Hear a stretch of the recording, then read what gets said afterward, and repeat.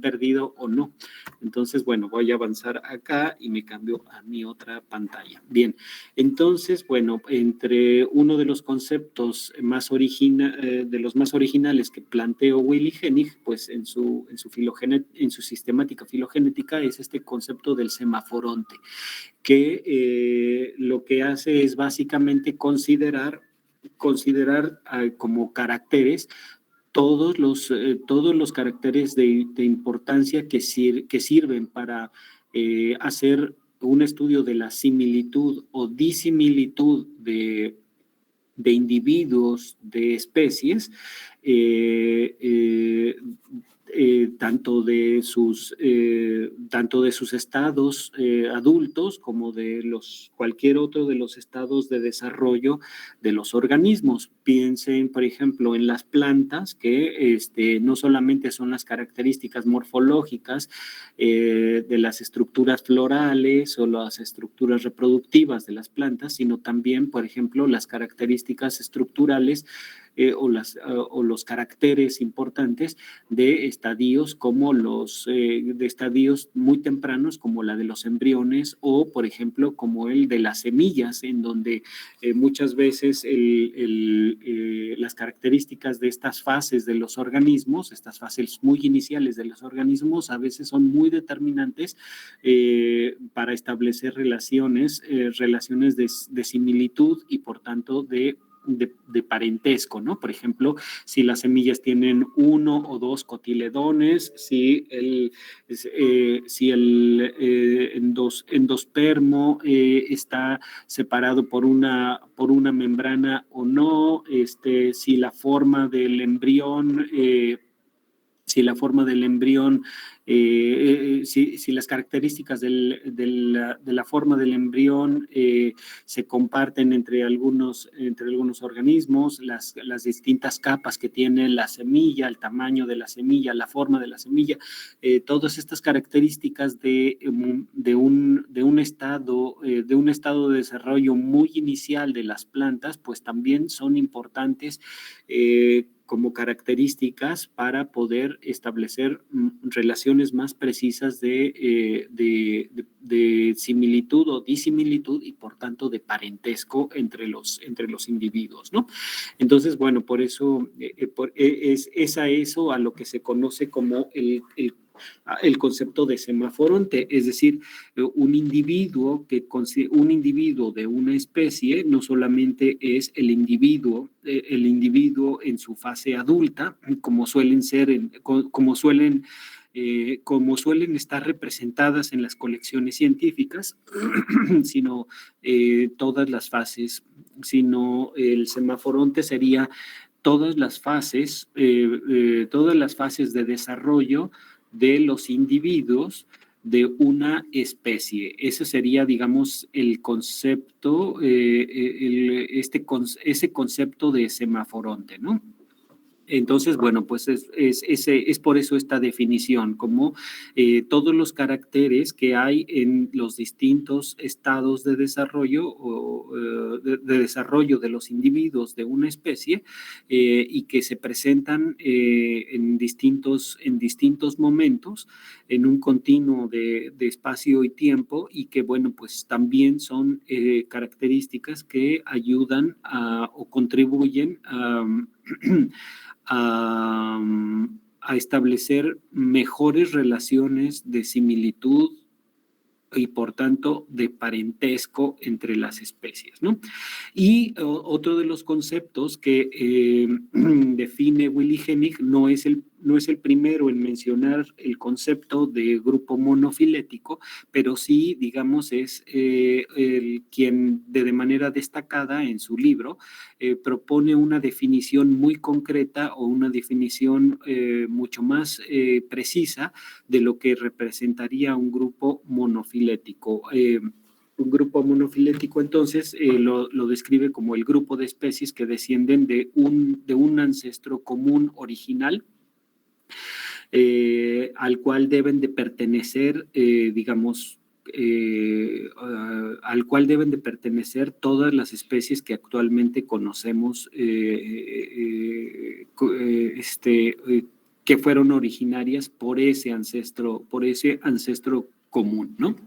Entonces, este esquemita que ven está tomado de su libro, en donde lo que representa, igual que muy parecido al esquema de Zimmerman, solamente que aquí, pues lo que estamos representando es como con estos óvalos representando los subconjuntos que describen las relaciones de similitud de caracteres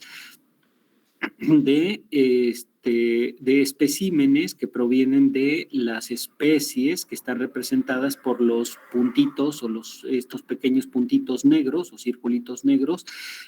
Son las especies actuales, las especies que se conocen en la actualidad, o que se identifican en la actualidad como las especies que de alguna manera debieron tener un ancestro común, y que con base al análisis de la similitud o la similitud de caracteres entre ellas, nos hablan de esas relaciones de parentesco, ¿no? Y entonces, bueno, si ven, hay un óvalo, un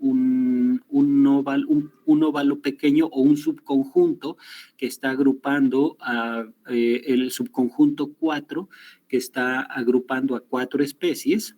Estas 4 especies tienen muchas características o muchos caracteres compartidos entre ellas, y por tanto las hace muy parecidas, y tener un ancestro común, que sería en el esquema de abajo, el que está representado por el número 4, que tiene como un circulito en blanco, que ese sería el ancestro común a esas 4 especies o a esos 4 puntitos negros. Pero que a su vez ese conjunto 4 es un subconjunto del conjunto 3, que está integrado por por 6 especies, esos 6 puntitos negros, que comparten también características, caracteres morfológicos, fisiológicos, conductuales o los que sean, depende del grupo, que los hace parecidos, pero hay algunos caracteres que tienen las 2 especies que están fuera del subconjunto 4, que no se comparten con el subconjunto 4, y entonces por eso están fuera del subconjunto 4. Pero que algunos otros caracteres que sí comparten, pues los agrupa en este conjunto 3 más grande, ¿no? Y entonces el ancestro común en la figura de abajo, en la parte de abajo, pues el circulito en blanco con el número 3 sería el ancestro común a esas 6 especies. Y así sucesivamente, ¿no? Entonces tenemos el subconjunto 2, que está agrupando a 8 especies, las cuales hay 2 especies que están fuera del subconjunto 3, que comparten algunas características, algunos caracteres, pero otros no, y eso los hace como agruparse, ¿no? Y el subconjunto 5, que son 4, que comprendería a 4 especies que comparten entre sí caracteres, pero que comparten muy pocos caracteres con el subconjunto 2, y por eso es un conjunto que está separado o aislado, digamos, del conjunto, de alguna manera aislado o separado del conjunto 2. Y entonces ese tiene por su parte otro ancestro común que abajo está representando por ese número 5. Finalmente tenemos el subconjunto 1, en donde es el conjunto que engloba a las 10 especies, y que esas 10 especies tienen algunos caracteres que comparten entre sí, y que son las que, digamos, permite agrupar a las 10 especies como un conjunto, es decir, como un clado, o bueno, no me estoy adelantando con este término, pero es un grupo que tiene un ancestro común dado por esas pocas caracteres que comparten las 10 especies. Y entonces esos pocos caracteres que comparten las 10 especies son las que nos dan la pauta para pensar que tienen un ancestro común representado por ese número 1 en el fondo de ese esquema ramificado que ven ahí abajo, ¿no? Y entonces el, el, el la especie que le dio, o la especie original, como dice ahí, o la especie que le dio origen a todas las especies posteriores, eh, ese sería el ancestro común y lo deducimos por los caracteres que comparten todas esas 10 especies que están en la parte de arriba, ¿no? Entonces, bueno, pues un grupo monofilético justamente es el grupo que podemos deducir que tienen un ancestro común debido a ese análisis de sus caracteres, de los caracteres compartidos, ¿no? Entonces, esa es, digamos, la definición de lo que es un grupo monofilético, que era diferente o más bien era más preciso que las definiciones que se habían tenido, que se habían tenido anterior a lo que se había hecho por muchos otros taxónomos de aquel momento. Entonces, bueno, esa es, digamos, ese es un.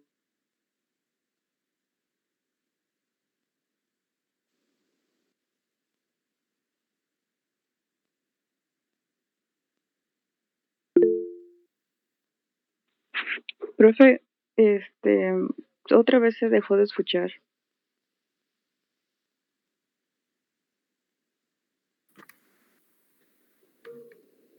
Ya.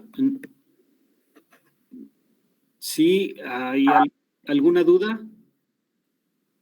Se dejó de escuchar por un momento ya en la última parte, profesor. Bueno, ¿qué fue lo que no, en dónde me perdí, en dónde me perdieron?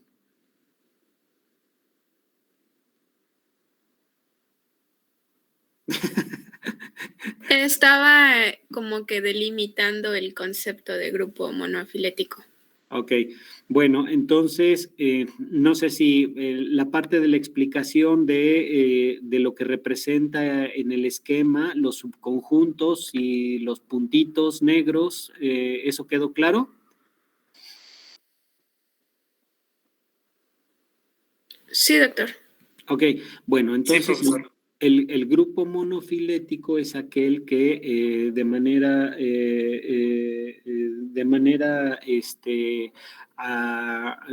analítica, por las semejanzas y parecidas de los caracteres de los individuos, de las especies que estamos tratando de estudiar y de comprender sus relaciones,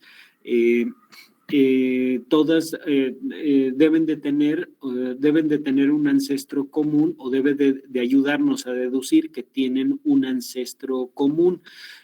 Aquí en este esquema, el conjunto 1 finalmente nos indica que las 10 especies, los 10 puntitos negros, tienen algunos caracteres que de alguna manera son compartidos entre todas las 10 especies, y que eso es lo que hace pensar que todas ellas tienen un ancestro común. Esas características compartidas, podemos podemos pensar a manera de una hipótesis de que esas características son características que tenía el ancestro común, ese ancestro que está al fondo de la figura de abajo, son características heredadas desde ese ancestro común y que fueron transmitidas a las siguientes generaciones, o más bien a las siguientes especies intermedias, y que llegaron y persistieron hasta las especies actuales, hasta estas 10 especies actuales representadas por los puntitos negros. Y justamente esas características compartidas ancestrales o que prevalecen son las que hacen pensar o nos hacen deducir que todas ellas derivan o todas ellas se originaron a partir de esa especie original o ancestro común. Si por alguna razón nuestro análisis o la información de la que disponemos no nos permite deducir que todas tienen ese ancestro común, entonces no podríamos llamarle como un grupo filogenético. Lo vamos a ver más adelante y con más detalle este concepto, ¿no? Pero bueno, pues este concepto que no era un concepto, digamos, no era un concepto que estaba muy claro que estaba bien definido, claramente definido, esa es la idea, que estaba claramente definido por los taxónomos de la época que se dedicaban a hacer sistemática, no estaban bien definidos, no era un concepto muy claro, es decir, había varias acepciones alrededor del concepto y uno de los aportes importantes justamente de Willy Hennig con su libro es justamente hacer una definición más clara de este concepto, que es en términos generales es esto que les acabo de explicar. No sé si hay alguna duda hasta aquí. ¿Cambio? No, profe, a mí me queda todo muy claro. Sí, muy bien. No, Por el profesor. momento no, doctor, gracias. Ok, muy bien. Entonces, continuemos con... Bien, entonces la sistemática, la sistemática evolutiva, pues tiene ya un enfoque más acorde con la teoría evolutiva. Y que, bueno, uno de los estudiosos o uno de los, digamos, seguidores y promotores de la idea de la sistemática con este enfoque ya evolutivo que fue, digamos, estructurado por Willy Hennig, le dieron continuidad muchos biólogos que seguramente ya muchos de ustedes ya podrán haber oído, mencionado o incluso haber leído algo sobre ellos, que pues uno de los biólogos más famosos es este señor Ernest Mayr y el otro es George Simpson, que pues fundaron o son fundadores de lo que se llama la sistemática moderna de la biología evolutiva o digamos o simplemente llamada síntesis, la síntesis evolutiva, ¿no? Es también como se le conoce, ¿no?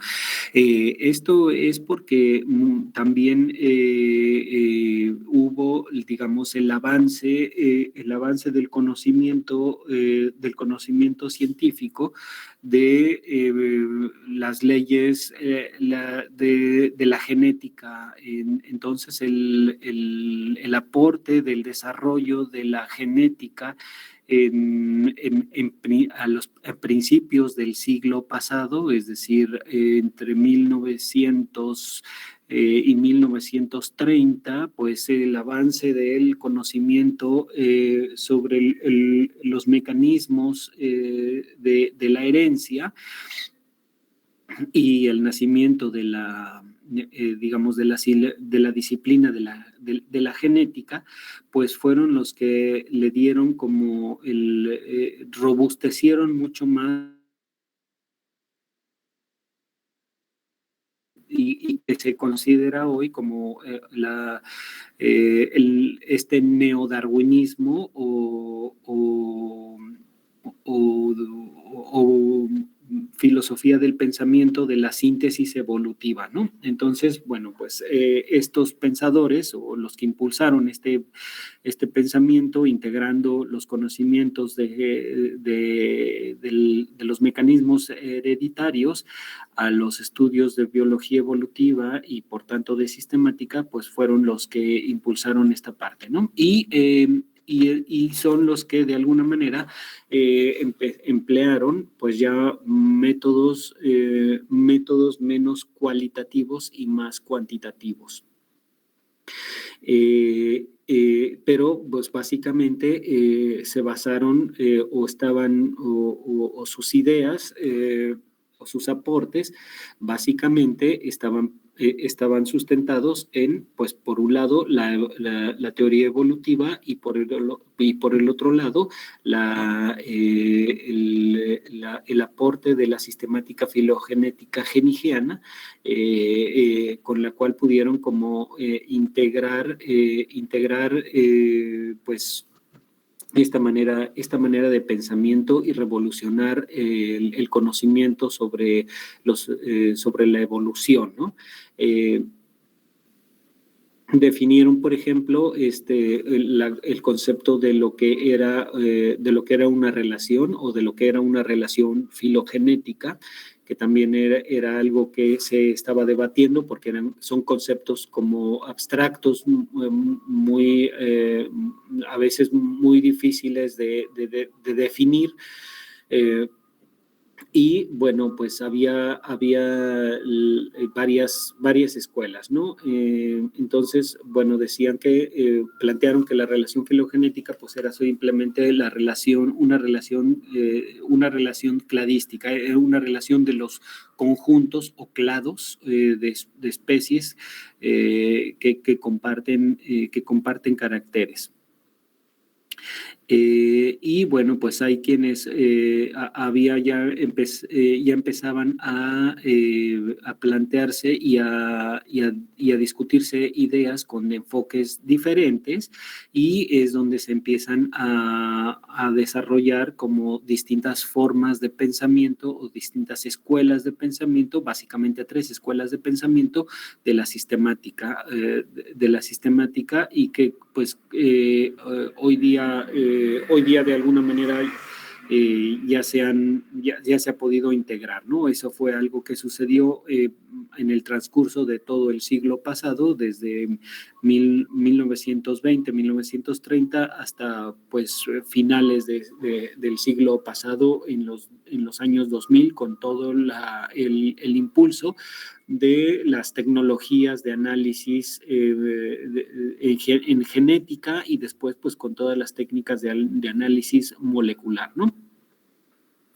Otra de las definiciones importantes de estos dos pensadores y como, digamos, como fundadores de la síntesis moderna de la biología evolutiva o de este neodarwinismo es este concepto de monofilia, ¿no? Que es el que se define como un conjunto de todas las especies que descienden de un mismo ancestro, como en la diapositiva anterior lo estableció Hennig, y que se puede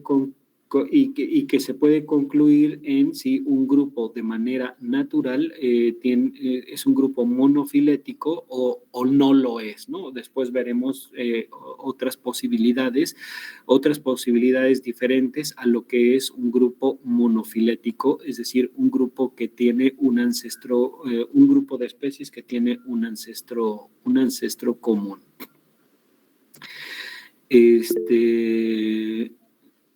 No, sí, Satya, adelante, tienes levantada la mano. Ajá. Sí, profe, disculpe, es que ya son las 11:15 y mencionó que tenía reunión. Ajá, sí, todavía tengo, bueno, perdón, a lo mejor me confundí en lo que dije, 15, yo les decía como unos 20 minutos antes de que dieran las 12, o sea, todavía tenemos otros 20 minutos más, pero muchas gracias por avisarme. Sí, terminaríamos a las 11:40, ¿está bien? Sí, profesor. Bueno, gracias. Profe, a mí sí me quedó una duda con esto de la monofilia. Es que entiendo que ese concepto, o sea, el conjunto de todas las especies, etcétera, lo propuso Henning. Ajá. Pero ahí, ¿cuál fue la objeción que tuvieron Mayer y... Ok, la objeción es de que es estrictamente la monofilia no es, digamos, la monofilia debe de ser un caso en el que se demuestre y de alguna manera se plantee como hipótesis. Después platicaremos bien de esto exactamente, de por qué digo hipótesis, de que la monofilia tiene que ser algo que de lo cual tengamos evidencia que es un grupo que de manera natural es un grupo monofilético. Vamos a ver que hay casos en los que podemos establecer relaciones de similitud o de parentesco entre grupos, por ejemplo, especies, pero que podamos decir que tienen un ancestro común, pero que posiblemente eso pueda tener un sesgo por falta de información, por falta de datos o por falta de o por el tipo de análisis al cual llegamos a esa conclusión y por tanto el grupo nos pueda sugerir monofilia, pero no pero es una monofilia, digamos, artificial o no natural, como utilizando el concepto de Hahnemann,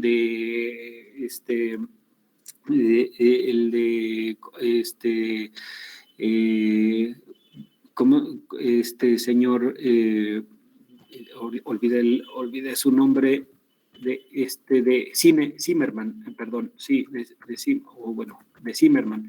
Es decir, que podría haber casos en los que podríamos concluir monofilia, pero en realidad es un caso en el que no tenemos evidencia de que esa monofilia pueda ser una estructura natural. Luego entonces puede haber relaciones filogenéticas o podemos establecer hipótesis de relaciones filogenéticas, pero en realidad puede haber otros casos distintos a la monofilia. Uno de ellos es algo que se llama parafilia y después lo vamos a ver más adelante, que no solamente podemos concluir grupos monofiléticos, sino evolutivamente otras posibilidades diferentes a las de monofilia, ¿no? Y entonces el aporte de estos dos, el aporte de estas personas del concepto de monofilia es de que no solamente se puede con los análisis sistemáticos, no solamente podemos llegar a la monofilia, sino que puede haber otras posibilidades, ¿no? Y entonces hay que tener mucho cuidado de realmente demostrar que lo que encontramos como resultado es un grupo monofilético y que ese grupo monofilético es un grupo natural, es decir, que fue un proceso que realmente sucedió, un proceso evolutivo que realmente sucedió, ¿no? Y eso es a partir de las evidencias. Si lo piensan de este modo es algo muy complejo porque demostrar demostrar cómo sucedieron las cosas cómo sucedieron realmente las cosas evolutivamente, es algo que en términos prácticos podemos decir que es imposible porque no podemos regresar en el tiempo para ver cómo sucedieron las cosas. Todo lo deducimos a partir de las evidencias que tenemos, que ya sean caracteres de los individuos, de las especies actuales, y en su caso, a el aporte de información que pudiesen arrojarnos las evidencias que quedaron registradas del pasado en los fósiles, ¿no? Es decir, en el registro fósil a veces nos puede dar evidencia del grupo que estamos estudiando para demostrar que, por ejemplo, déjenme regresar a la anterior, a la diapositiva anterior, algo... a veces nosotros en una reconstrucción filogenética, nosotros solamente disponemos de las características de los individuos actuales de las especies actuales. Bueno, de los individuos de las especies actuales, que serían los caracteres que están representados por los caracteres de los individuos de las especies representados por los puntitos negros. Pero no tenemos evidencia porque son fases, o bueno, son especies, son las especies ancestrales, los puntitos en gris y los puntitos en blanco, son ancestros directos, recientes, o no, de los puntitos negros, pero muchos de esos puntitos grises o esos puntitos blancos son especies que ya no existen. Muy posiblemente, para mucha suerte de un biólogo o de un biólogo sistemático, puede haber evidencias fósiles de esas fases grises o blancas que son los ancestros de las especies actuales. Pero como saben, el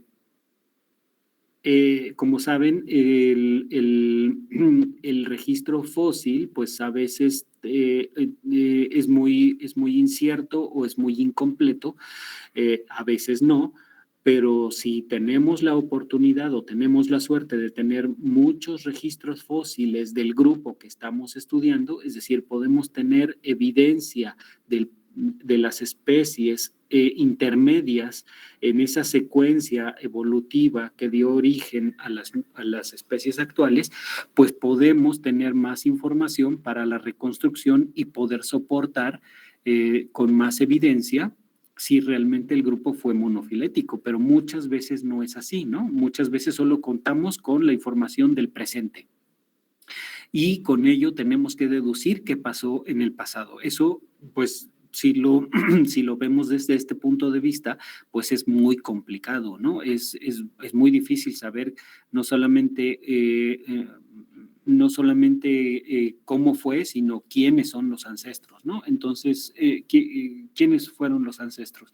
Eso a veces nos puede, digamos, los datos, incluso los métodos nos pueden engañar y decirnos que encontramos un grupo o encontramos un arreglo monofilético cuando en realidad no es así. Y tenemos que encontrar evidencias para demostrar que sí hay algo que soporta, que sí fue así, que sí fue como encontramos esa relación, o no hay evidencia del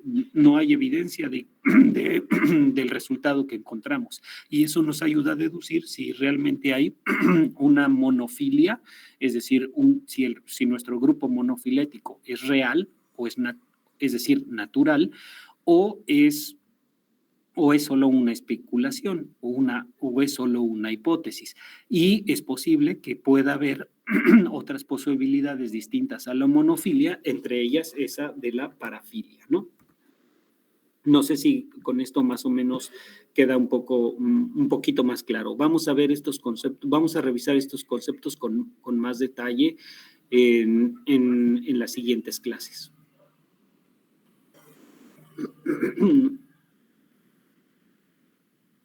¿Está bien, Samantha? Sí, profe, ya me quedó más claro, muchas gracias. Bueno, de todos modos lo vamos a revisar más adelante. Bien, como también parte de la sistemática evolutiva, uno de los personajes que de alguna manera han sido muy polémicos o que han sido, digamos, muy activos en el estudio de la sistemática, pues ha sido Mayer. Seguramente han escuchado de él. Pues ha sido uno de los pensadores, uno de los biólogos pensadores con mayor profundidad acerca del tema. Y bueno, pues él, por ejemplo, plantea, o bueno, es conocido sobre todo por su definición del concepto de especie, lo que seguramente ustedes revisaron en evolución, en su curso de evolución del curso pasado, seguramente les tuvieron que haber mencionado a Meir y en algunas otras de las clases de sus clases de biología, de zoología o de anatomía, o, en otras asignaturas, seguramente les tuvieron que haber mencionado a Meir, porque pues Meir fue digamos, como el autor del concepto biológico de especie. Sin embargo, bueno, pues ha sido un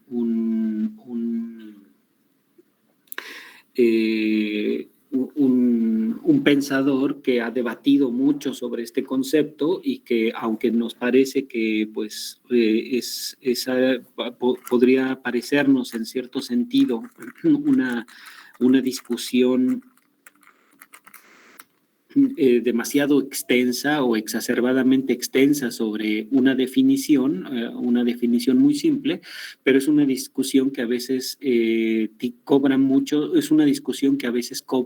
sentido o que en ciertas disciplinas de la biología cobra muchísimo sentido retomarla y pensar en ella, ¿no? Y bueno, pues ese ha sido mucho del trabajo de Ernest Mayr, justamente porque en la sistemática y en la evolución el concepto de especie se vuelve muy complicado de definir o de establecer, ¿no?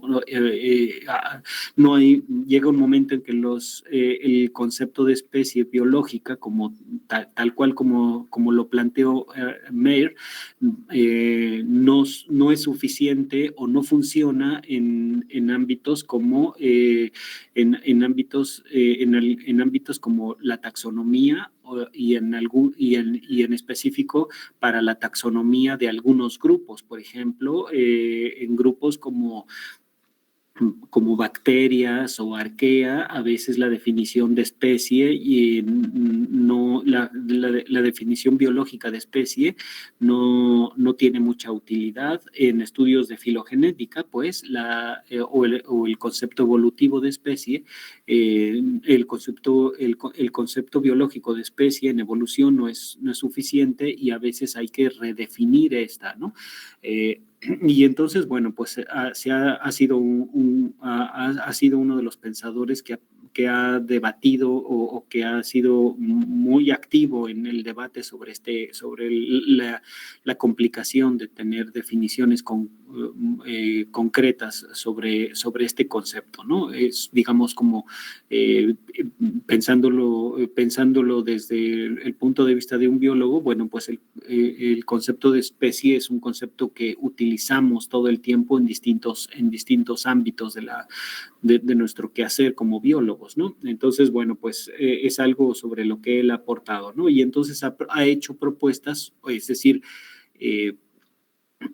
propuestas de definiciones del concepto de especie enfocado a los distintos ámbitos, entre ellos pues el de la sistemática, ¿no? Así como eso, también el concepto de lo que son para los taxónomos, conceptos también como recurrentes y a veces definidos, como el de teclados, pues a veces necesita una revisión porque también no se ajusta. Permítanme, permítanme tantito, tengo aquí alguien me está llamando en la puerta aquí en el salón. Sí, profe, no se preocupe. Un momento, perdón.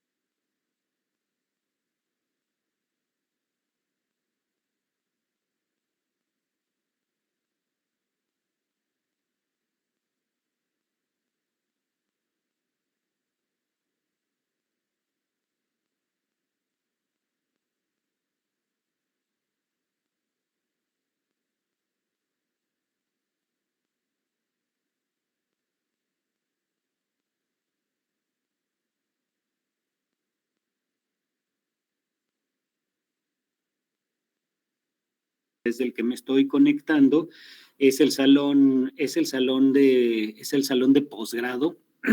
Y entonces a las 12 inicia nuestra clase de la maestría, pero parece que están habilitando los espacios para los estudiantes. Bueno, les he de comentar que para el caso de posgrados en la universidad se estableció que el trabajo, las actividades van a ser totalmente presenciales para nivel de posgrado. E inician a partir de hoy. Entonces están como en los preparativos de los espacios de posgrado, y en el caso del instituto, específicamente para el de la maestría, están revisando y están checando el espacio, este espacio, ¿no? Y yo lo estoy ocupando este espacio porque para darles la clase a ustedes, porque es el único espacio en donde me garantizaban que podía tener una buena conexión y que yo pudiera con toda confianza pues estar con ustedes sin problemas, aunque pues ya vimos que de alguna manera hay que estar atentos porque ya se fue la conexión un par de veces, ¿no? Entonces, bueno, pues es así como es así como me parece que vamos a estar operando, o al menos es lo que hasta ahorita me dijeron de la coordinación de la dirección, es que pues en mi caso particular, pues como yo tengo que dar clase para posgrado terminando la clase con ustedes, pues tengo que dar la clase desde aquí para logísticamente no moverme mucho y poder garantizar que me puedo conectar con ustedes. Entonces, bueno, pues por eso esta interrupción. Entonces están los técnicos aquí revisando cosas de conexiones, de luz y ese tipo de cosas y ello. Pero bueno, entonces disculpen todo esto. Bien, regresando otra vez a los aportes de Meir. Entonces, bueno, Meir lo que aparte de su concepto biológico de especie y los conceptos, digamos, accesorios o alternos al concepto biológico de especie para distintas disciplinas, como los conceptos, como el concepto evolutivo o el concepto filogenético de especie, que es el que les presento acá, pues también algunos conceptos propios de la sistemática, como son los conceptos de grados y de clados, ¿no? Donde los sistemáticos filogenéticos, pues tienen como un criterio establecido que los grupos que se definen como grupos de especies con características similares, que es lo que consideramos como clados, no siempre son grupos que por sus semejanzas o diferencias en términos de sus caracteres son grupos monofiléticos, es decir, pueden ser grupos distintos a grupos monofiléticos, que pueden ser grupos artificialmente parecidos, que eso es algo que sería una definición de parafilético. Y entonces no solamente podemos hablar como taxónomos estrictamente de clados, sino de grados, es decir, los clados son los grupos de especies que por parecido y por procesos evolutivos tienen un ancestro común, que serían grupos estrictamente monofiléticos, y los grupos que no son o que no hay evidencia de que no hay evidencia de que por procesos evolutivos reales se parezcan, pero que hay semejanzas entre ellas, y esos grupos podríamos considerarlos como grupos parafiléticos, ¿no? Y sobre todo porque hay grupos que no están incluidos o grupos de especies que sabemos que existieron o que existen y que no están incluidos en esa agrupación de parentesco o de parecido, y por eso es que es importante el distinguir entre lo que son clados y grados. Grados serían para grupos parafiléticos y clados para grupos monofiléticos, ¿no?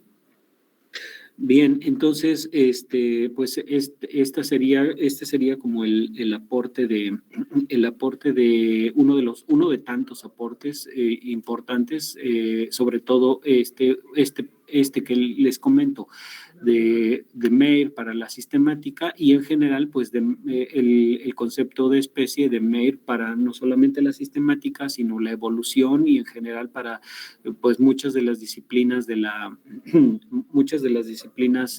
biología. Otro de los conceptos y que digamos los ha cuestionado Meir a partir de la sistemática filogenética propuesta por Hennig son los conceptos de categorías y los conceptos de clasificación, a diferencia de los conceptos de cladificación, que pueden ser a veces cosas muy diferentes, ¿no? Bueno, vamos a profundizar, o bueno, pues continuaré platicándoles de esto hasta el lunes. Yo creo que ya nos faltan unas cuantas diapositivas para terminar con el tema de la historia de la sistemática, y entonces creo que así el lunes ya concluiremos con este tema. Y entonces, bueno, lo dejaría aquí porque pues ya necesito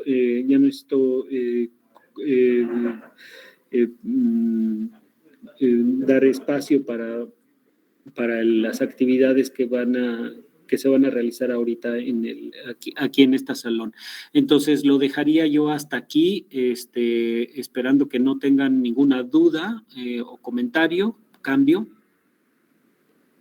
o que si la tienen, por favor, me lo hagan saber, digamos, y si no tenemos, y si no hay mucho tiempo, tomen nota para que lo podamos discutir el lunes.